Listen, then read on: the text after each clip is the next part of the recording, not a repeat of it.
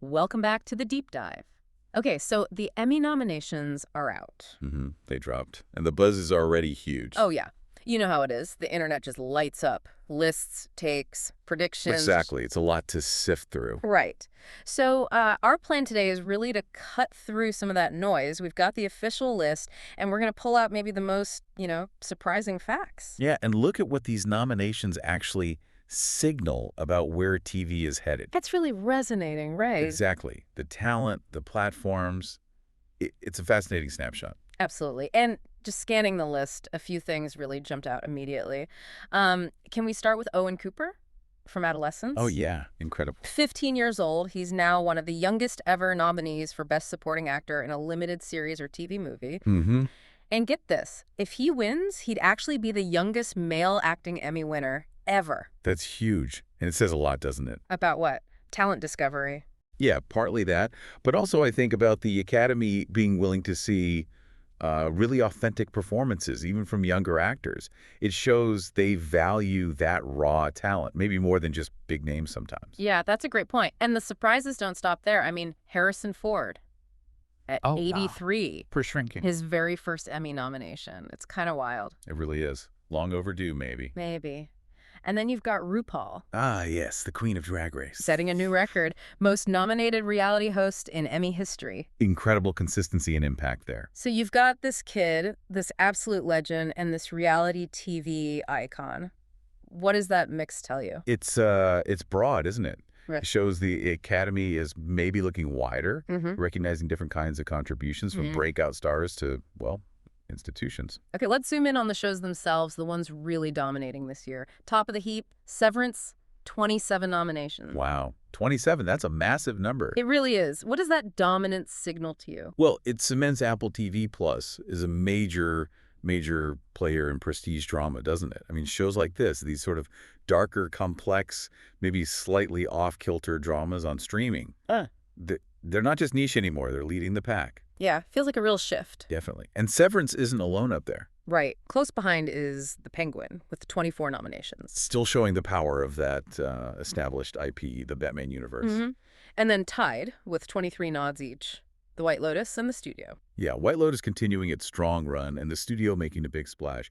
These numbers, they really show which shows cut through. And there are others with big hauls too, right? Oh, yeah. The Last of Us pulled in 16. Andor got 14. Hacks also got 14. So quite a concentration at the top. It suggests voters are really coalescing around a few key shows. Shows with a distinct voice, a strong vision. And something else that's fascinating, it's not just the total numbers, but how some shows are packed with talent in, like, the same category. Oh, absolutely. The ensemble strength. Yeah, look at Adolescence again. Besides Owen Cooper, his co-star Ashley Walters is also nominated for Supporting Actor. Right, competing against each other. And then for Supporting Actress in that same limited series category, Christine Tremarco and Erin Doherty, both from Adolescence. That's incredible depth. It tells you the writing and directing must be serving those actors incredibly well. And the show itself is up for Outstanding Limited Series, Stephen Graham for lead actor, Jack Thorne for writing. It's a full sweep of recognition. Yeah, a really well-rounded contender. And we see that elsewhere, too, The White Lotus. Oh, yeah. That supporting actress category is stacked. 4 nominees, all from The White Lotus. Carrie Coon, Parker Posey, Natasha Rothwell, Amy Lou Wood. All against each other. How does that even happen? Does the casting director just have a magic wand? Maybe. But seriously, it speaks volumes about the show's ability to create memorable characters. But does that hurt them? Splitting the vote, is that a real thing? Well, it's definitely a concern. Historically, yeah, when you have that many strong contenders from one show, it can sometimes open the door for someone from a different series to sneak through because the votes for the main show get diluted. Interesting. So it's kind of a double-edged sword. Great for the show's prestige, but maybe tricky for individual wins. Exactly. It's a fascinating strategic element for voters and studios. Okay, so bearing those dominant shows in mind, let's look at some key categories, starting with, well, the big one, Outstanding Drama Series. Always a heavyweight fight. The nominees are Andor, The Diplomat, The Last of Us, Paradise, The Pit, Severance, Slow Horses, and The White Lotus. That's a really strong, diverse list. You've got sci-fi, political thrillers, post-apocalyptic drama, workplace satire. Yeah, it covers a lot of ground, really reflects the quality across different genres right now. And then on the comedy side. Right. Outstanding comedy series. We have Abbott Elementary, The Bear, Hacks, Nobody Wants This, Only Murders in the Building, Shrinking the Studio, and What We Do in the Shadows. Another varied list. You've got your network hit with Abbott. Yep, and Quinta Brunson is up for acting and writing again. She is amazing. She really is. And then you have The Bear. With Jeremy Allen White just continuing to crush it. Yeah. But what's interesting is how many of these comedies have, darker or more dramatic elements. The Bear, Shrinking, even Hacks. True. The lines are blurring. Definitely. The Academy seems really open to comedy that isn't just straight laughs, but digs into, well, more complex stuff. Okay, how about limited or anthology series? These often have some incredible stories. Yeah, always a strong category.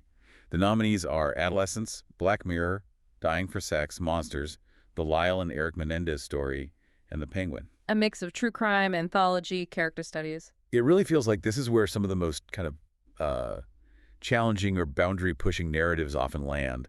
And the fact that Adolescence and Monsters are in there based on real lives or events shows that appetite for grounded, intense stories is still really strong.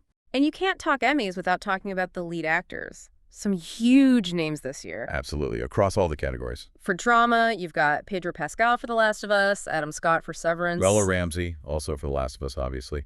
Powerful performances there. Then in comedy, Jason Segel for Shrinking, Gene Smart, still brilliant in Hacks. Both just fantastic, consistently good. And in limited series, heavy hitters, Yeah. Colin Farrell totally transformed in The Penguin. Yeah, unrecognizable. Sure. And Stephen Graham we mentioned for Adolescence.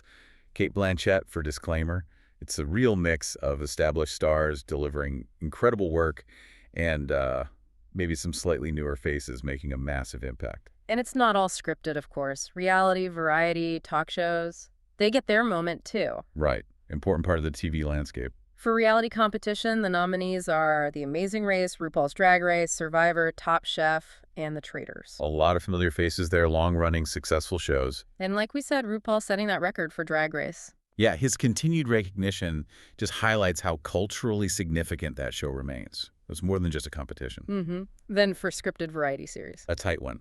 Just last week tonight with John Oliver and Saturday Night Live. The two mainstays. Pretty much, yeah. Consistent quality there. And finally, talk series. The Daily Show, Jimmy Kimmel Live, and The Late Show with Stephen Colbert. Again, highlighting those enduring formats that still provide that daily commentary and entertainment. It shows staying power matters, too, not just the brand new streaming hits. So when you step back and look at all of this, what's the big picture takeaway? Is it just about streaming finally fully taking over? I think it's more nuanced than just streaming wins. Yeah. Yes, platforms like Apple TV Plus with Severance are clearly having a massive impact, showing incredible artistic ambition and getting rewarded for it. But, HBO is still strong with White Lotus and Last of Us. Hulu's got contenders, Netflix too. So it's more about the diversification. Yeah, it feels like the 2025 nominations show a landscape that's incredibly rich, very diverse in terms of where quality's coming from. It's not just one or two dominant players anymore. The field has genuinely expanded, and the nominations reflect that curated high-impact storytelling can come from many places. Okay, so that leads to a question for you listening at home. When you look at this list, you see the success of these workplace satires like Severance, the dark comedies like The Bear or Shrinking, these intense, limited series, often based on true stories. What does that tell you about the kinds of stories we're all drawn to right now? What are the themes resonating with audiences and clearly with the TV Academy? That's a good question. And maybe, looking ahead, what genres or themes do you think will dominate the next year of television based on who got the nods this year? Yeah, what's the echo effect going to be? Exactly. Something to think about. Remember, the awards are on September 14th in LA, so you've got time to make your own predictions.